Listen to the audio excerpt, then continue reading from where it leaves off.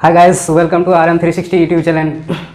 मैं रथु कुमार। आज चलिए क्लास सेकंड स्टार्ट करने जा रहे हैं। तो आज हम लोग पढ़ने वाला है फिजिकल मेटलर्जी। फिजिकल मेटलर्जी कल जो हम लोग शॉर्ट में देखे थे कि फर्स्ट क्लास इंट्रोडक्शन क्लास हुआ था, जिसमें हम लोग देखे थे क्या शॉर्ट सिलेबस देखे थे, जिसमें फिजिकल मेटलर्जी आज स्टार्ट करने वाला है। तो शॉर्ट सिलेबस कल देखे थे क्लास फर्स्ट में, तो उसमें आप लोग जाके थोड़ा देख लीजिएगा। 3 पेपर छूटा हुआ है, उसको आप लोग ऐड कर लीजिएगा। फर्स्ट है क्या, एक पेपर है फाउंड्री टेक्नोलॉजी।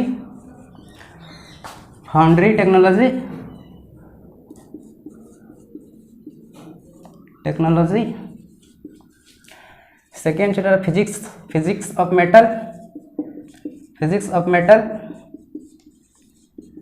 Of metal. और थर्ड था nuclear and radio active metals.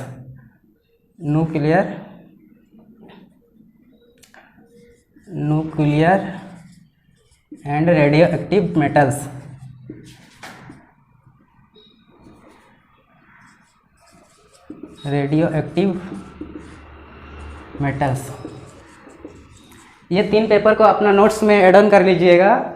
उसके बाद चलिए हम लोग फिजिकल मेटलर्जी स्टार्ट करने जा रहे हैं। तो फिजिकल मेटलर्जी में जनरली हम लोग को देखना है किसे पढ़ना क्या क्या है। तो फिजिकल मेटलर्जी का डिफिनेशन हम बता रहे हैं, उससे समझ में आ जाएगा कि फिजिकल मेटलर्जी में एक्चुअली पढ़ा क्या जाना चाहिए, क्या उसका पर्पस है, फिजिकल मेटलर्जी हम लोग क्यों पढ़ते हैं। तो उसके बाद हम बताएंगे कि फिजिकल मेटलर्जी आज का जो टॉपिक हम लोग लेने वाले हैं वो आयरन कार्बन फेज डायग्राम पढ़ाएंगे। तो उससे पहले फिजिकल मेटलर्जी का हम लोग डिफिनेशन देखते हैं। फिजिकल मेटलर्जी का जो डिफिनेशन है उसी से पता चल जाएगा कि हम लोग फिजिकल मेटलर्जी में एक्चुअली में पढ़ना क्या है। तो चलिए डिफिनेशन को देखते हैं। Physical metallurgy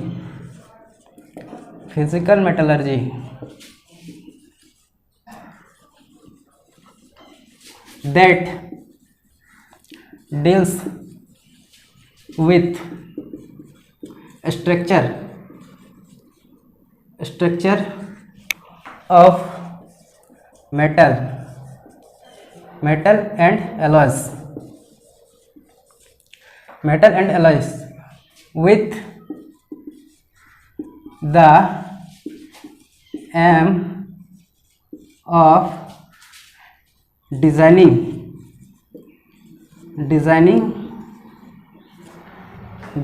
and producing those structure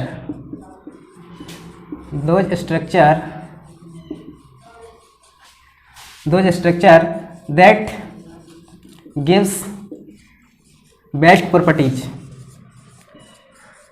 properties। ये फिजिकल मेटलर्जी का एक इजी और शॉर्ट डिफिनेशन है, जिससे हम लोग को पता चलता है कि फिजिकल मेटलर्जी में क्या पढ़ना है। तो क्या बोलता है, physical metallurgy that deals with the structure of metal and alloy with the aim of designing and producing those structure that gives best property. मतलब हम लोग फिजिकल मेटलर्जी में पढ़ना क्या है कि मेटल का स्ट्रक्चर क्या है, मेटल या अलॉय का स्ट्रक्चर क्या है, और हम स्ट्रक्चर क्या है। दूसरा पॉइंट में हम लोग को वो मेटल का स्ट्रक्चर को वैसा बनाना है जिसमें हमको बेस्ट से बेस्ट प्रॉपर्टीज मिलना चाहिए। तो यही फिजिकल मेटलर्जी पढ़ना है। आगे चल के जब आप हीट ट्रीटमेंट पढ़ेंगे, फिजिकल मेटलर्जी की का ही पार्ट है, तो पढ़ोगे तो वहाँ से कैसे हम लोग स्ट्रक्चर चेंज करते हैं ताकि हम लोग को जो रिक्वायरमेंट है मेटल का प्रॉपर्टीज़ का वो हम लोग को मिलेगा। तो फिजिकल मेटलर्जी का ये शॉर्ट डिफिनेशन है, बहुत ही अच्छा ईजी है। आप इसको देखिए और लिखिए। उसके बाद हम लोग चलिए स्टार्ट करते हैं फिजिकल मेटलर्जी में iron carbon phase diagram. Iron carbon phase diagram iron carbon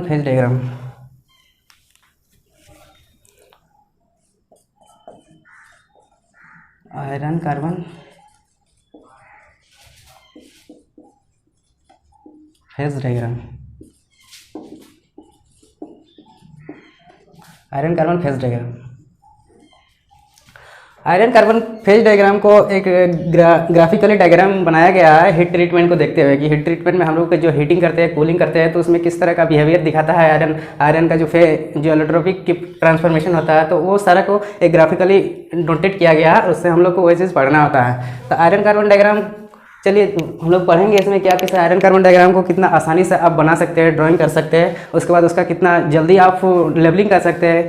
उसके बाद पढ़ेंगे उसमें कैसे एलोट्रोपिक ट्रांसफॉर्मेशन जो होता है, कौन सा टेम्परेचर रेंज में कौन सा एलोट्रॉप जो है एग्जिस्ट करता है। उसके बाद हम लोग देखेंगे इसमें आयरन कार्बन डायग्राम में इन्वेरिएंट रिएक्शन होता है, रिएक्शन को देखेंगे। उसके बाद separation of steel and cast iron, वो भी हम लोग देखेंगे। तो फर्स्ट ऑफ ऑल हम लोग चलिए डायग्राम को बनाते हैं, और इसको आप मैं जैसा बना रहा हूँ वैसा ही बनाने का ट्राई कीजिएगा, जल्दी ही बनेगा। इसको आप आयरन कार्बन डायग्राम को इंटरव्यू के पॉइंट ऑफ व्यू से भी देखिएगा, क्योंकि हर एक इंटरव्यू में मैक्सिमम स्टूडेंट से पूछा जाता है आयरन कार्बन डायग्राम को ड्राइंग करने बोलता है, फिर उसको तुरंत लेवलिंग करने बोलता है। तो चलिए हम लोग देखते हैं किस तरह से आसानी से छापा जा सकता है आयरन कार्बन डायग्राम को।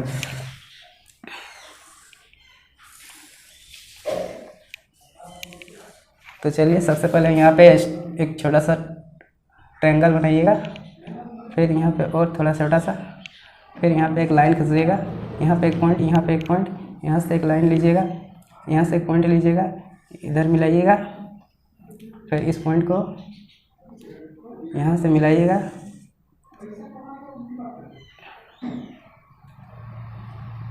फिर इस लाइन को आगे बढ़ाइएगा, सेकेंड लाइन को आगे बढ़ाइएगा, उसके बाद एक कर्व यहाँ से, ये कर्व डायरेक्ट यहाँ, फिर ये इधर, ये हम लोग का डायग्राम कंप्लीट हुआ। इतना फास्ट, इससे भी फास्ट आप बना सकते हैं अगर आप रोज़, जब आपका इंटरव्यू या कोई जा रहे हैं इंटरव्यू देने के लिए, तो उस समय पहले एग्जाम से पहले आप 10 दिन कंटिन्यू सुबह उठ के प्रैक्टिस कीजिए, इसका एनालिसिस कीजिए, छापिए बार बार, फिर आपका इजीली बन जाएगा। उसके बाद इसका लेवलिंग करते हैं, तो इधर हम लोग का दिखाता है percentage of weight, percentage of carbon, weight percentage of carbon, और इधर हम लोग का temperature, weight percentage of carbon, weight percentage of carbon जो है 0.025%, 0.8%,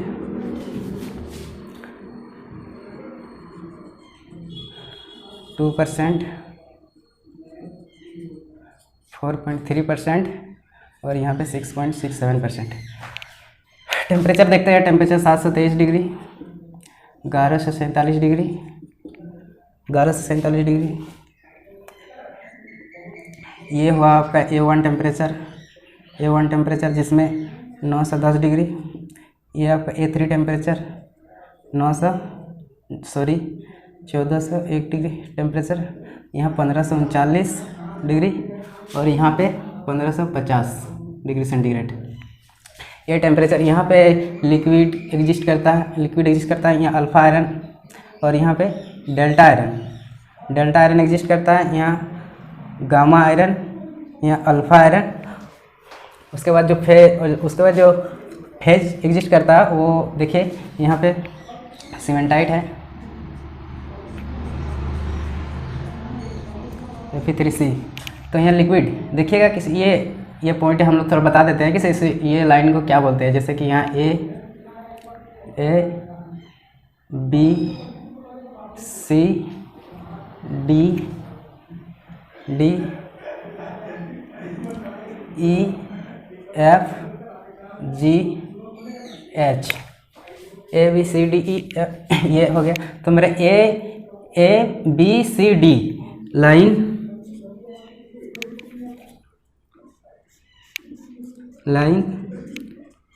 A B C D जो है वो मेरा लिक्विडस लाइन है, लिक्विडस लाइन। और line A E F F G H D, ये मेरा सॉलिडस लाइन है, तो इसको भी याद रखिएगा। इसमें जो फेज मेरा बन रहा है वो देखिए, ये लिक्विड प्लस, ये जो लिक्विड है लिक्विड प्लस, ये हुआ लिक्विड प्लस डेल्टा, या लिक्विड प्लस गामा, या लिक्विड प्लस सीमेंटाइट, या alpha ferrite plus cementite, Fe3C, यहाँ गामा फेराइड प्लस Fe3C,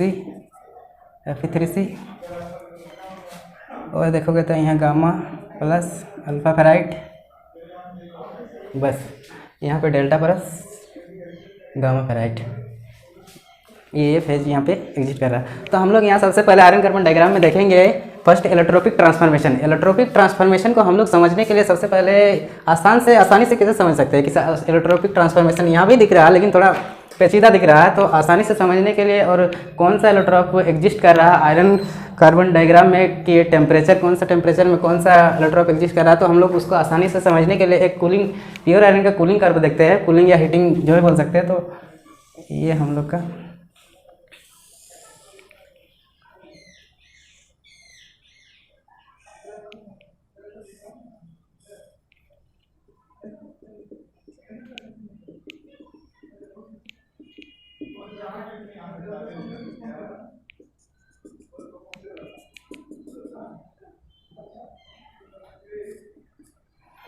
इधर हम लोग का टाइम रहता है, टाइम, इधर टेम्परेचर,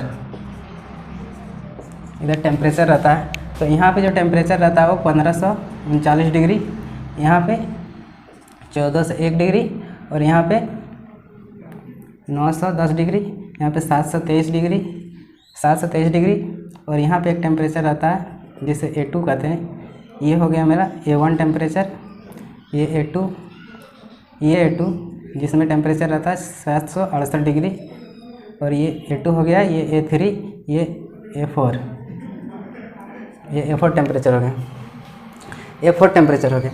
A4 टेम्परेचर यहाँ पे जो मेरा एग्जिस्ट करता है वो एग्जिस्ट करता है डेल्टा आयरन एग्जिस्ट करता है। इस बीच में इस टेम्परेचर 1539 से 1401 तक डेल्टा आयरन एग्जिस्ट करता है। उसके ऊपर जाओगे तो ये मेल्ट कर जाएगा।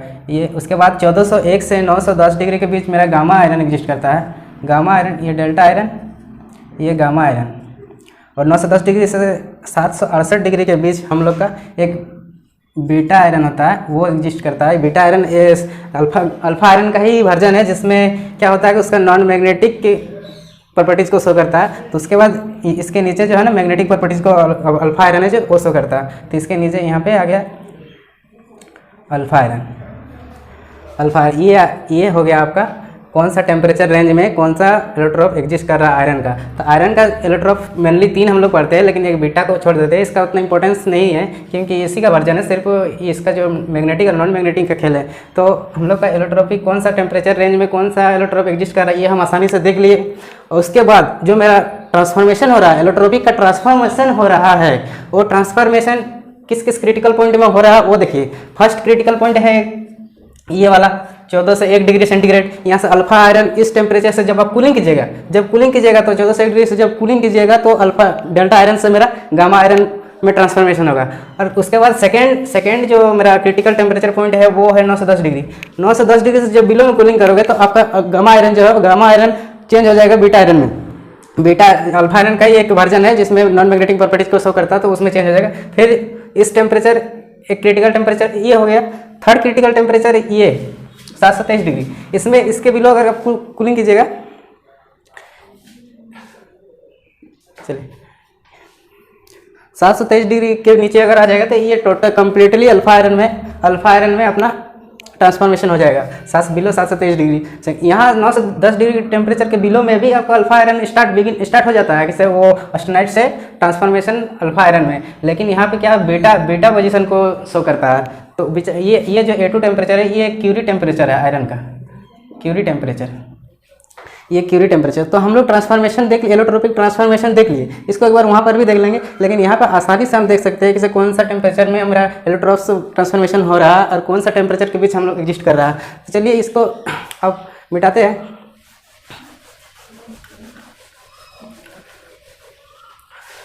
अब हम लोग थोड़ा देखते हैं इसका जो अल्फा फेराइट है, ऑस्टेनाइट है और डेल्टा फेराइट है, तो इसको थोड़ा डेफिनेशन लिख लेते हैं शॉर्ट में। आप लोग देखें तो सबसे पहले अल्फा फेराइट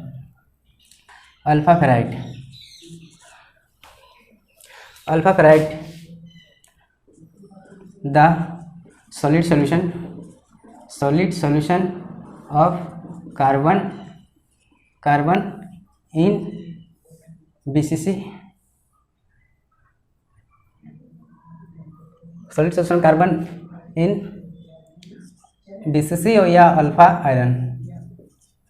तो इससे फेराइट बोलते हैं या अल्फा आयरन बोलते हैं। तो अल्फा आयरन में जो सॉलिड सॉल्यूशन ऑफ कार्बन, तो इसको फेराइट बोलते हैं। The solid solution of carbon in alpha iron या फिर BCC अल्फा आयरन ये बोल सकते हैं। अल्फा आयरन का जो ये मैक्सिमम सॉल्युबिलिटी ऑफ कार्बन है वो कितना है ना 0.025%। इसका मिनिमम कार्बन सॉल्युबिलिटी जो है वो कितना है ना 0.008%। ये इतना है। अल्फा आयरन का एग्जिस्टिंग टेम्परेचर क्या है ना, एग्जिस्टिंग टेम्परेचर एग्जिस्ट कर सकता है below 910 degree, below 910 degree exist कर सकता है अल्फा आयरन, ये 910 डिग्री। उसके बाद अगर ये अल्फा आयरन फेराइट के बारे में हम लोग देख लिए, फेराइट। उसके बाद हम लोग जाते हैं ऑस्टेनाइट। ऑस्टेनाइट इसको फेराइट भी बोलता है, फेराइट, ये ऑस्टेनाइट।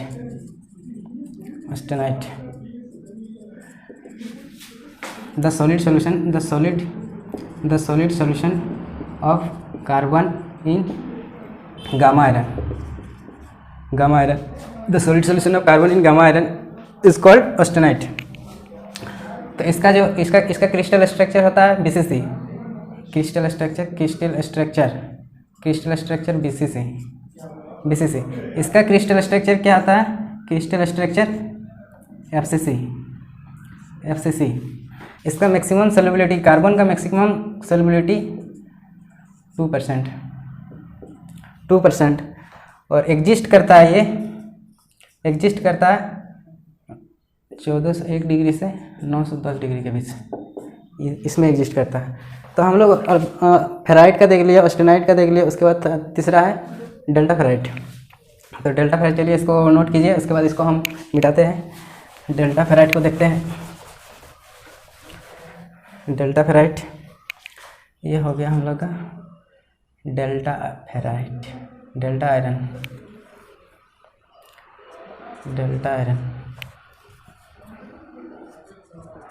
तो इसमें the solid solution of carbon in delta iron is called delta ferrite. इसका क्रिस्टल स्ट्रक्चर होता है BCC, और इसका जो प्रॉपर्टीज होता है वो नॉन मैग्नेटिक होता है। प्रॉपर्टीज नॉन मैग्नेटिक होता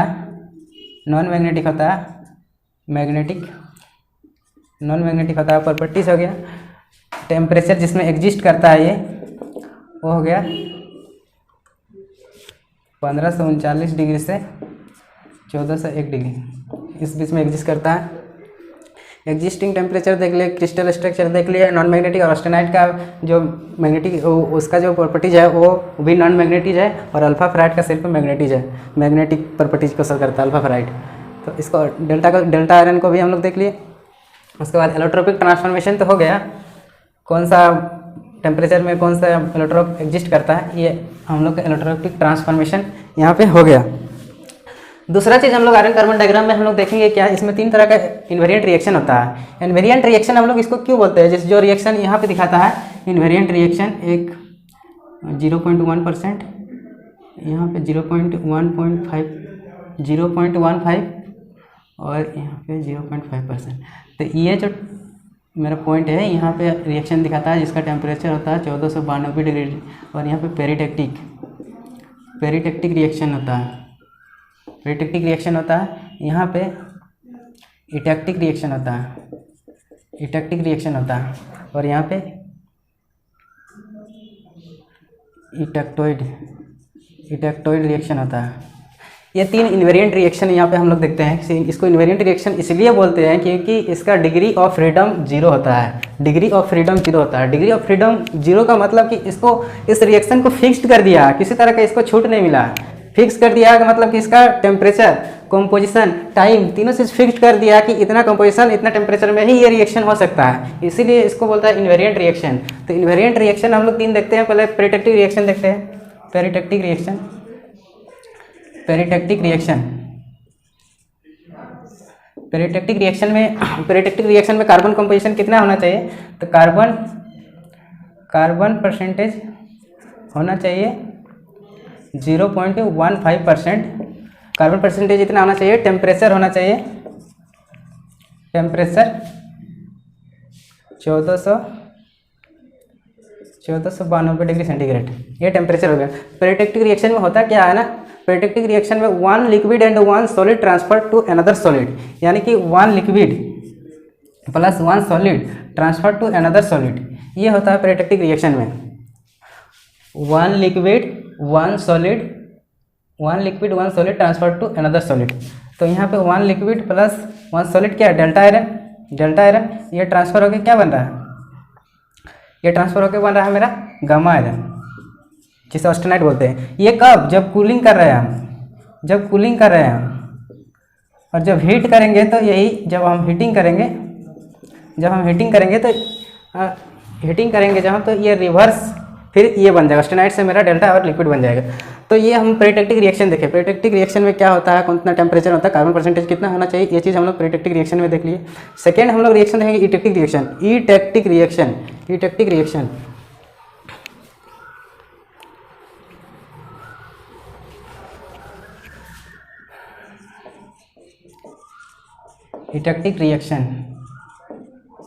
रिएक्शन में कार्बन परसेंटेज कितना होना चाहिए ना, 4.3%, टेम्परेचर 1147 डिग्री सेंटीग्रेड, इतना टेम्परेचर है। इसमें होता है कि इस रिएक्शन में होता है क्या है, one liquid transfer to another solid, यानी one liquid transfer to another solid, यानी सॉलिड 1 एंड सॉलिड 2। यहाँ पे क्या हो रहा है ना, जो लिक्विड मेटल है वो मेरा ट्रांसफर हो रहा है किसमें, ऑस्टेनाइट में और सीमेंटाइट में। तो जो मेरा लिक्विड जो स्टील या आयरन जो भी है वो मेरा ट्रांसफर हो रहा है ऑस्टेनाइट में और प्लस Fe3C, इसमें एक दो सॉलिड में ट्रांसफ़र हो रहा है। ये जब कब कूलिंग कर रहे तब जब फिर हीटिंग करेंगे तो ये रिवर्स, फिर ये दोनों मिलके ये लिक्विड बनाएगा। ये कूलिंग, ये हीटिंग। तो ये हम लोग इटेक्टिक रिएक्शन देख लिए, कितना टेम्परेचर में कितना कंपोजिशन रहता है, कौन सा क्या वन लिक्विड क्या बना रहा है, वो हम लोग देख लिए। थर्ड रिएक्शन जो देखेंगे हम लोग वो क्या देखेंगे, इटेक्टोइड रिएक्शन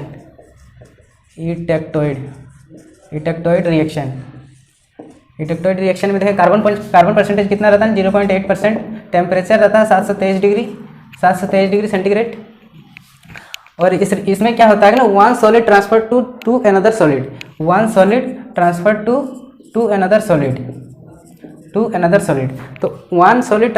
अनदर सॉलिड में क्या हो रहा है ना, एक ऑस्टेनाइट ये सॉलिड है ट्रांसफर हो रहा है, एक अल्फा फेराइट और एक सीमेंटाइट में। तो वही लिखना है, ऑस्टेनाइट जब कूल कर रहे हैं तो अल्फा फेराइट प्लस सीमेंटाइट, ये एक सॉलिड हुआ, ये जब कूलिंग करते हैं तब, और जब हीटिंग करते हैं तो ये दोनों मिलकर फिर ये रिवर्स बनेगा। तो हम लोग इस तरह से तीनों इन्वेरिएंट रिएक्शन को डिटेल में देख लिए, से कितना टेम्परेचर में, कितना कंपोजिशन में, क्या कौन सा ये बना रहा है, वो हम लोग वहाँ से भी देख लिए। तो अब हम लोग चलते हैं, ये चीज़ तो देख लिए। थर्ड पॉइंट हम लोग देखेंगे क्या, इसमें टेम्परेचर नोटेशन देखना जरूरी है, क्योंकि वो बार बार आता है और बार बार आपको प्रॉब्लम फेस करना पड़ेगा कि टेम्परेचर नोटेशन में कौन A1 टेम्परेचर है, A2 temperature, A3 temperature, A4 temperature है। तो उसको थोड़ा नोटेशन को नोट कर लेते हैं। तो देखिए टेम्परेचर नोटेशन, A1 टेम्परेचर कितना, A1 temperature 723 degree. The temperature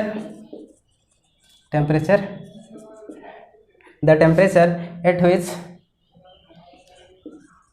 which ferrite transfer to the temperature at which alpha ferrite begin start to austenite। जब हम लोग अल्फा फेराइट को या परलाइट को हीट करते हैं, ड्यूरिंग हीटिंग A1, इसको आप AC1, हीटिंग को AC1 बोलते हैं, और जब हीटिंग करते हैं तो उसको नोट करते हैं AC, और जब कूलिंग करते हैं तो उसको नोट करते हैं AR। तो उसको शॉर्ट में A1 A3 बोलता है ऐसे। तो ये A1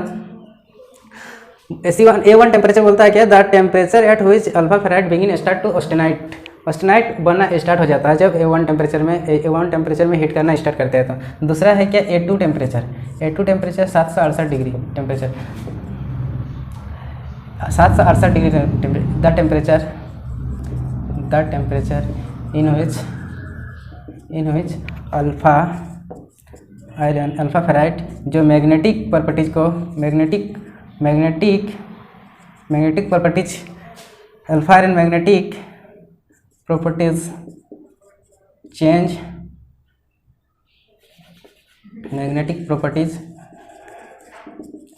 change into non magnetic properties. इसको आयरन का क्यूरी टेम्परेचर भी कहते हैं। This is Curie temperature of iron. तो हम लोग A1 A2 देख लिए। अब A3, इसको AC2 टेम्परेचर भी कहते हैं, AC2। तो अब हम देखते हैं A3 टेम्परेचर। A3 टेम्परेचर देखते हैं। A3 टेम्परेचर में क्या होता है? A3 टेम्परेचर 910 डिग्री, इसको AC3 भी बोलते हैं। 910 degree the temperature at which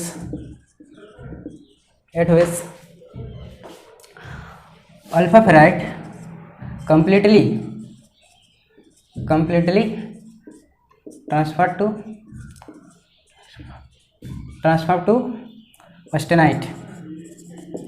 austenite।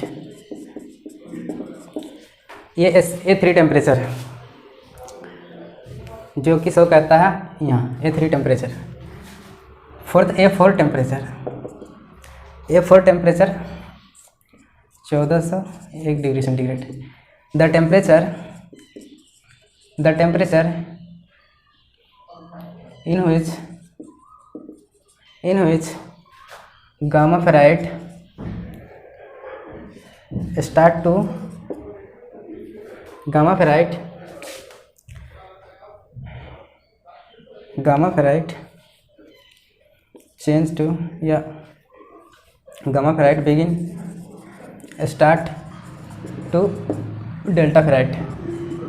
Delta ferrite. ये 4 टेम्परेचर नोटेशन देख लिए। और एक टेम्परेचर नोटेशन होता है ACM टेम्परेचर। ACM टेम्परेचर में क्या होता है ना, जो हमारा हाइपर इलेक्ट्रॉइड टेम्परेचर होता है, हाइपर इलेक्ट्रॉइड स्टील होता है, उसमें सीमेंटाइट जब हीटिंग करते हैं ना, तो सीमेंटाइट कंप्लीटली डिजॉल्व हो जाता है ऑस्टेनाइट में जब हीटिंग करते हैं। और जब कूलिंग करते हैं तो ACM टेम्परेचर में जब ड्यूरिंग कूलिंग के समय फिर ऑस्टेनाइट से सीमेंटाइट प्रेसिपिटेट होना स्टार्ट होता है। तो यहाँ इन हाइपर इलेक्ट्रॉइड स्टील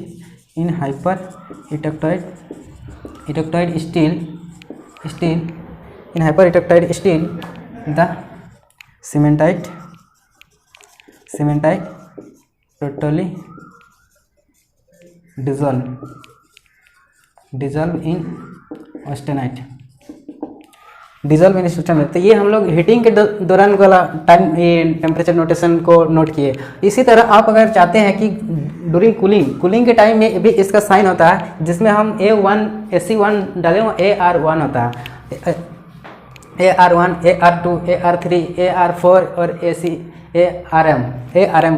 तो वो इसका जस्ट रिवर्स होता है। जैसे AC1 टेम्परेचर में हम लोग क्या करते हैं, हीटिंग करते हैं, तो अल्फा फेराइट मेरा बिगिन स्टार्ट टू ऑस्टेनाइट होता है। तो AR1 में होगा क्या, austenite to transfer in alpha ferrite. तो इसी तरह उसका अपोजिट है, तो आप इसको अपोजिट करके लिख सकते हैं। मैं एक तरफ से बता दिया। तो ये हम लोग देख लिए, टेम्परेचर नोटेशन देख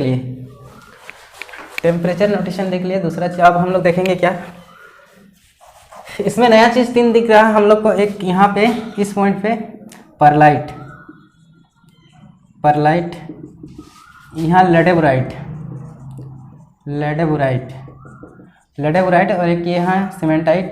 3 चीज़ हम लोग को नया चीज़ दिख रहा है। इसको भी देख लेते हैं क्या। पहले परलाइट को देखते हैं।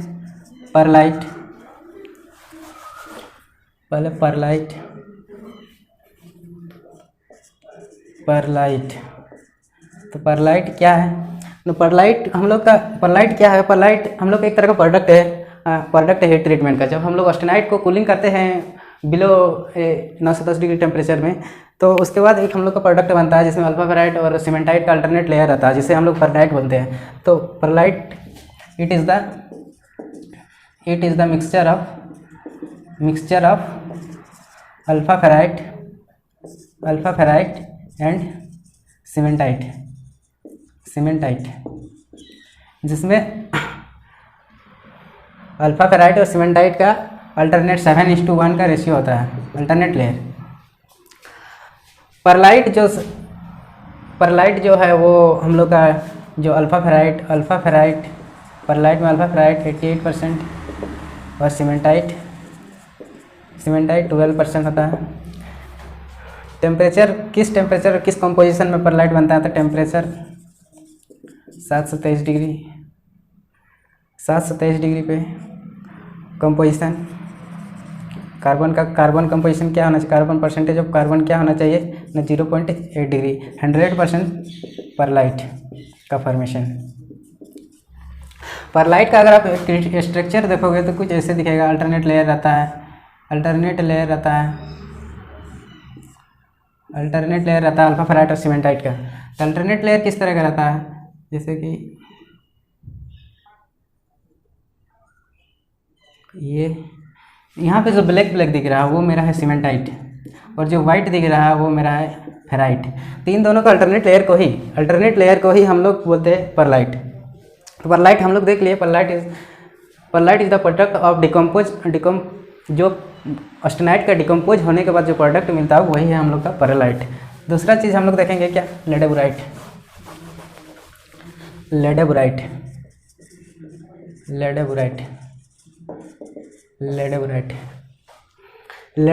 It is the mixture of gamma ferrite and cementite. ये गामा फेराइट और सीमेंटाइट का मिक्सचर है। इसमें गामा फेराइट 51% होता है और सीमेंटाइट 49% होता है। ये हम लोग देखेंगे किसे ये परसेंटेज हो रहा है, तो वो लीवर जब पढ़ेंगे तब उस समय हम लोग देखेंगे। लेडेबुराइट का टेम्परेचर कौन सा टेम्परेचर पे बनता है, ये तो टेम्परेचर हो गया 1147 डिग्री सेंटीग्रेड, और कार्बन परसेंटेज 4.3%। ये हम लोग लेडेबुराइट का भी देख लिए। थर्ड जो देखेंगे वो है सीमेंटाइट। सीमेंटाइट क्या है, cementite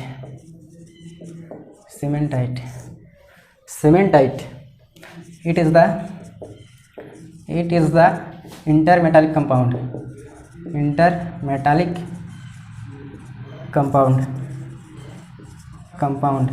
it is the intermetallic compound of iron and carbon. Intermetallic compound of iron and carbon, तो इसको इंटरमेटालिक कंपाउंड है, इसको हम लोग पढ़ेंगे जब solid solution, interstitial solid solution, substitution solution, उस टाइम देखेंगे कि इंटरमेटालिक कंपाउंड क्या होता है और फॉर्मेशन कैसे करता है। तो यहाँ पर सीमेंटाइट के बारे में देखते हैं। तो सीमेंटाइट में कार्बन परसेंटेज जो होता है वो रहता है 6.67% सीमेंटाइट में। इसका जो क्रिस्टल स्ट्रक्चर होता है वो क्या होता है ना,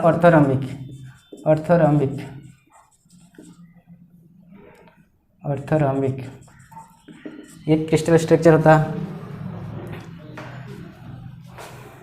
सीमेंटाइट का हो गया, लेडेबुराइट का हो गया, परलाइट का हो गया। तो यहाँ पे हम लोग का तीनों चीज़ को देख लिए। उसके बाद हम लोग इसमें देखने वाले हैं separation of steel and cast iron. तो इसको हम जो बता दिए इसको हम मिटा रहे हैं। तो separation of steel and cast iron, देखिए यहाँ से आप सेपरेट कर दीजिए, यहाँ से यहाँ तक ये आपका स्टील हो गया, जिसको प्लेन कार्बन स्टील बोलता है, स्टील हो गया। और इधर हो गया कास्ट आयरन।